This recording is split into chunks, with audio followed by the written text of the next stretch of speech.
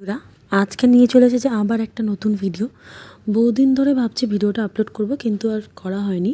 এটা অনেকটাই পুরনো ভিডিও। এটা দুর্গাপুজোর আগে আমাদের একটা ডান্ডিয়া উৎসব হয়েছিল, সেখানকার ভিডিও। সেখানে আমি একটা ইয়েলো রঙের লেহেঙ্গা পরেছিলাম, যেটা আমার হলদির লেহেঙ্গা ছিল। তো এটা সেকেন্ড টাইম আবার পরা হয়েছিল, তো সাথে এই লুকসটা করা হয়েছিল। তাই লুকসটা তোমাদের সাথে শেয়ার করার জন্য ভিডিওটা আবার আপলোড করলাম। যেহেতু এটা ডান্ডিয়া প্রোগ্রামের জন্য ছিল, তাই সিম্পল এবং শার্টের লুক করার চেষ্টা করেছি। তো দেখো, আমি এখানে একটা লেন্স পরেছি, সেই লেন্সটা ছিল পিএসসি।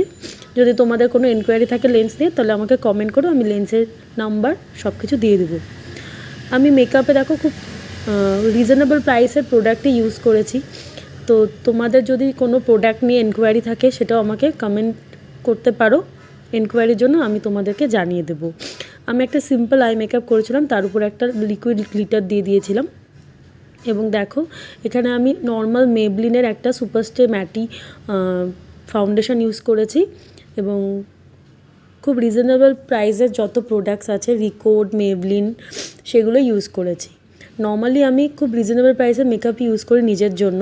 তো ক্লায়েন্ট বেসের জন্য আলাদা আলাদা ইউজ করি, কিন্তু নিজে ইউজ করার জন্য আমি খুব রিজনেবল প্রাইসে, এবং যেটা সুন্দর মেকআপ হবে এবং প্রাইস দিয়ে কোনো মেকআপ প্রোডাক্ট হয় না, যেটা দিয়ে তুমি ভালোভাবে মেকআপ করতে পারবে, সেটাই তোমার দরকার। এবং যে অলওয়েজ দামি এক্সপেন্সিভ প্রোডাক্টই ইউজ করতে হবে, সেটাও কোনো দরকার নেই। দেখো, মেকআপটা পুরো কমপ্লিট হয়ে গেছে, এবং আমাকে দেখতে কেমন লাগছে অবশ্যই কিন্তু কমেন্ট করে জানিও। এবং ভালো লাগলে অবশ্যই লাইক কমেন্ট করে দিও। এবং ইউটিউবে যারা আছো তারা অবশ্যই সাবস্ক্রাইব করে দিও আমার চ্যানেলটা।